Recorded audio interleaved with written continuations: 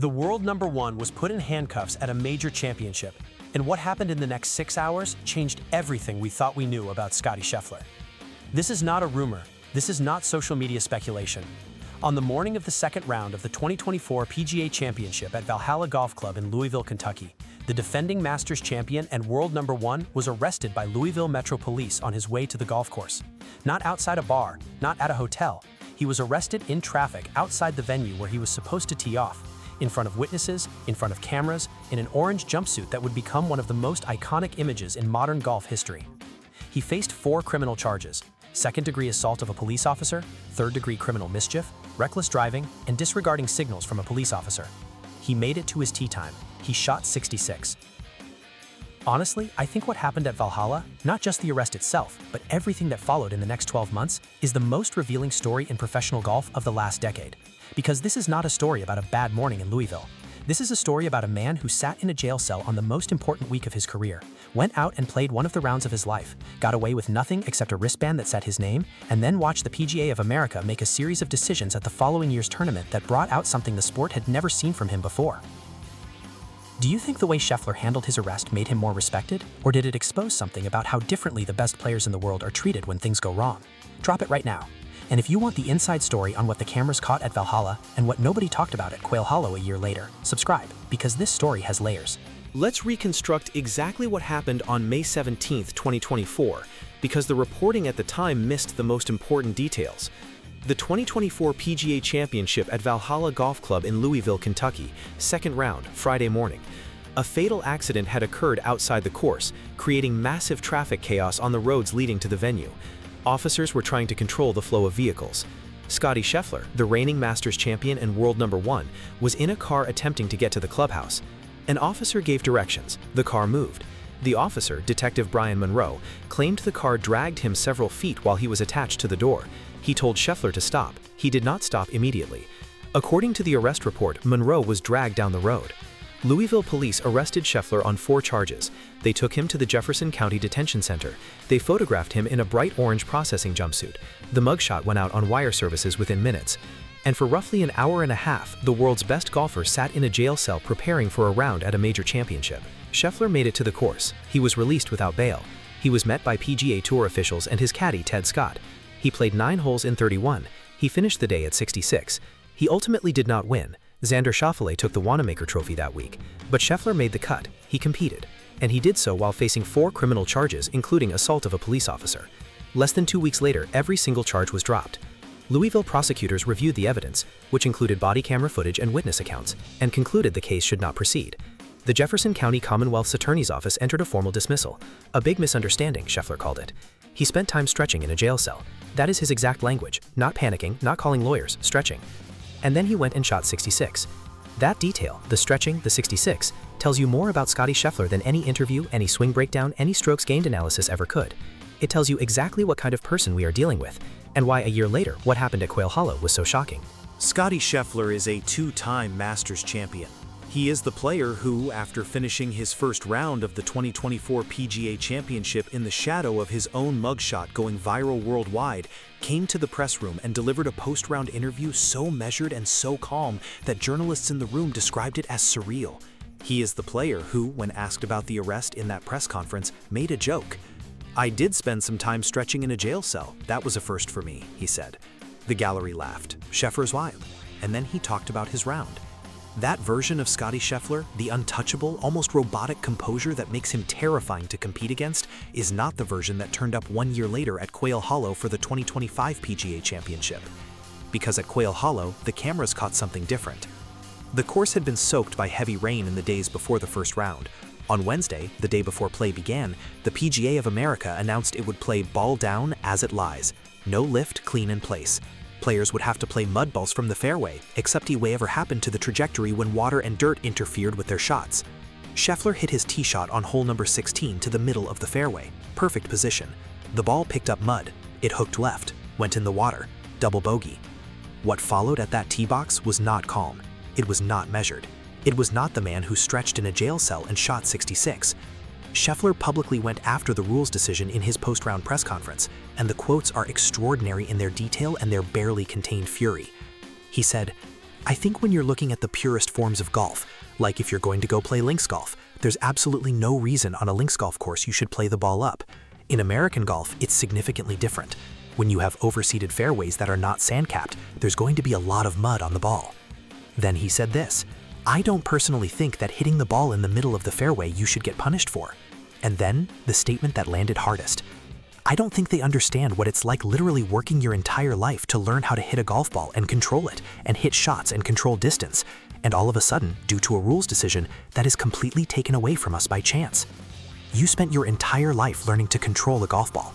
You have won 20 PGA Tour events. You have 4 majors. You arrived at that fairway, executed the shot you were asked to execute, and a rules official sitting in a cart somewhere decided the mud on your ball was part of the test. Not your swing, not your strategy, not your preparation. A rules official, a cart, a decision made without ever hitting a shot. Scheffler said it himself. That is completely taken away from us by chance." That is not a quote from a man who is calm.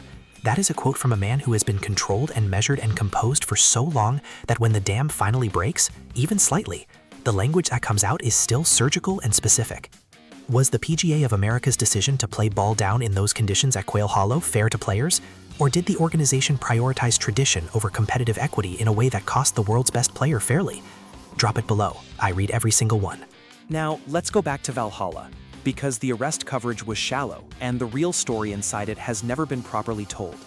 Scheffler was arrested on 4 charges, including second-degree assault of a police officer. That is not a parking ticket, that is not a misdemeanor traffic offense. Second-degree assault of a police officer in the state of Kentucky is a felony. It carries a potential sentence of 5 years. The mugshot went out before the charges were reviewed, before body camera footage was examined, before a single journalist had seen the arrest report in full.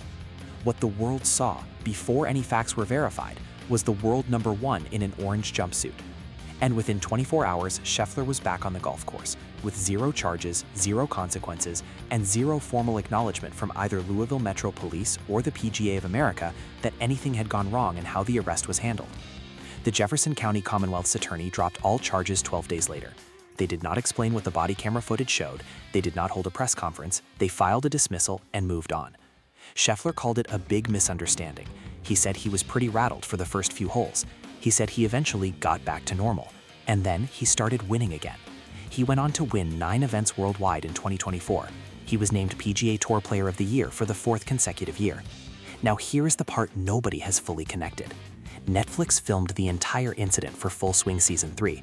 The cameras were already there. The production crew captured Scheffler's reaction, from the traffic stop through the arrest, through the cell, through the re-entry to the course. And when Season 3 aired, Scheffler said on camera, "I was freaking out because I somehow went from driving to the golf course to a jail cell, and I still don't really know how that happened exactly. I don't think it really ever felt real." He still doesn't really know how it happened. John Daly was arrested. Tiger Woods had his DUI arrest in Florida. Multiple tour players have had run-ins with law enforcement over the years, and in almost every case, it became the defining narrative of that player's season. The coverage was relentless. The questions were asked for months. Scheffler's arrest lasted 72 hours in the news cycle. By Sunday, the story was Xander Schauffele winning the PGA Championship. By Monday, people were talking about the FedEx Cup standings. And that is not just because charges were dropped. That is because Scottie Scheffler walked out of a jail cell, shot 66, and refused to give the world a reason to keep talking about it. Here is the question nobody in professional golf has seriously asked. If any other player in the world had been arrested on a felony charge on the morning of a major championship round and then shot 66, would we have moved on as quickly? Or is there a level of dominance and character so established that it simply absorbs the story? Here is the extraordinary footnote to the Valhalla arrest story, and it involves the player who ended up winning the tournament. Xander Schauffele was in the same field that day. He was one of the players navigating the same traffic chaos outside Valhalla. He made it to the course without incident. He played, he eventually lifted the Wanamaker Trophy on Sunday. And Schauffele, who is meticulous, analytical, and deeply respectful of competitive fairness, has never said a single word publicly to suggest that Scheffler's arrest created an unfair competitive situation. Not in 2024, not in 2025. He accepted the win without qualification. He never raised the question of whether Scheffler's disrupted preparation gave him an advantage in the standings by that point. That matters, because Schauffele is exactly the kind of player who would notice if a competitor had been disadvantaged in a way that affected the competitive environment. The fact that he said nothing, the fact that nobody in the field said anything, is the strongest possible endorsement of how Scheffler handled the day. But here is why even Schauffele's dignified silence cannot fully resolve the story. 1 year later at Quail Hollow, Schauffele was paired with Scheffler for the first round. They were in the same group. And on the same day that Scheffler erupted publicly about the rules decision and the mud ball, Schauffele was on the same soggy course under the same conditions and said nothing publicly about the situation. 2 players, same course, same mud, same no-lift ruling. One erupted, one didn't. And the one who erupted was the player who had been through the arrest, through the Netflix cameras, through the image of the orange jumpsuit, through the 4 criminal charges, through the public gaze. The composure that held through all of that, held through a jail cell and a 66, finally broke over a mud ball on the 16th at Quail Hollow. Was Scheffler's public anger over the mud ball ruling at Quail Hollow justified, or was it the first time we genuinely saw the pressure of being world #1 finally getting to him? Drop it in the comments, be honest. Here is the timeline that nobody has laid out side by side, and when you see it together, it changes the way the whole story reads. May 17, 2024, Valhalla, arrested, orange jumpsuit, 4 charges including felony assault of a police officer, released, shot 66, called it a big misunderstanding, said he didn't know how it happened, said it never really felt real. May 29, 2024, all charges dropped, no explanation, no press conference. The PGA of America made no formal statement about the circumstances of the arrest. October 2024, Scheffler tells the full story on Netflix Full Swing Season 3, says he was freaking out, says he still doesn't really know how he ended up in a jail cell, says it didn't feel real. May 14, 2025, 1 year after the arrest, Scheffler arrives at Quail Hollow for the 2025 PGA Championship, wears an orange outfit for his practice round. The internet goes insane. Fox News runs a story. Golf Twitter goes nuclear. That orange outfit at Quail Hollow generated more media coverage than any single press conference Scheffler gave about the actual arrest. That is the world #1 using the one asset he controls completely, his wardrobe, to make the entire golf world flinch. Either it was intentional trolling of spectacular confidence, or it was a University of Texas orange and nobody should have read into it at all. Both explanations are equally plausible. May 15, 2025, round 1, mud ball, hole 16, double bogey, the eruption in the press conference, the long quotes about fairness and mud and rules officials. Scheffler shoots 2 under 70, rallies from the bad break. He eventually wins the 2025 PGA Championship, his first. The man who was arrested the year before, in orange, in handcuffs on the morning of a major championship round, came back 12 months later and won the major. Step back from Scheffler specifically. Step back from Louisville and Quail Hollow and mud balls and orange outfits. Because what this entire story is actually about is something much larger than one player's extraordinary week. Imagine you are not Scottie Scheffler. Imagine you are a player ranked 150th in the world. You are arrested on the morning of a major championship, same charges, same circumstances, same body camera footage. Your agent calls, your sponsors call, your tour card status is suddenly in question. The story runs for weeks. You miss the cut, your season derails. The charges are eventually dropped, but the narrative never fully recovers. Now imagine you are Scottie Scheffler. You are arrested, you call your caddy. You stretch, you shoot 66. The charges are dropped in 12 days. Netflix films it. You win 9 events that year. You win the major the following year. The story becomes a chapter in your legend, not a scar on your career. This is not an accusation. This is an observation. The way a crisis lands depends entirely on what you bring to the crisis. Scheffler brought 4 major titles, a world ranking nobody could touch, a reputation for character that was airtight, and the kind of competitive composure that turned a jail cell into a warm-up room. Nobody else in professional golf could have absorbed that morning the way he absorbed it. But professional golf and professional sport does not work the same way for every player. The arrest story was resolved cleanly because the man at the center of it was the most admired player in the sport. The charges were dropped because the body camera footage apparently supported his account. The narrative moved on because Scheffler gave people something better to watch. None of those conditions are guaranteed for anyone else. And the mud ball explosion at Quail Hollow, the one moment in an Ohmai's impenetrable exterior, tells you exactly what it costs to absorb a jail cell and shoot 66. It doesn't cost nothing, it costs something. And it came out eventually, on a soggy Thursday in Charlotte, over a rules decision about fairway conditions. Does the way Scheffler handled the arrest, and the way golf media moved on from it so quickly, say more about Scheffler's extraordinary character, or does it expose a double standard in how the sport treats its biggest stars? Drop your answer right now. Here's the moment that closes this story. The US Open at Shinnehack Hills, 13 days from now. Scottie Scheffler on the first tee. Career Grand Slam on the line. 30th birthday on Sunday of the final round. Ted Scott on his back, the same man who was waiting for him when he walked out of the Jefferson County Detention Center in Louisville, who handed him his clubs, and who watched him make 9 pars and 3 birdies on the back 9 of Valhalla before either of them said much of anything about what had happened that morning. Scheffler has been through the arrest, through the orange outfit, through the mud ball meltdown, through 5 public anger incidents at the 2026 Memorial alone, through a 5-month winless drought, through the weight of chasing a Grand Slam with cameras on every shot. None of it has broken him. The 66 at Valhalla is the proof. But something has been building since that jail cell. And Shinnecock Hills, the course that broke everyone who played it in 2018, is about to find out how much of it is still there. I think he wins.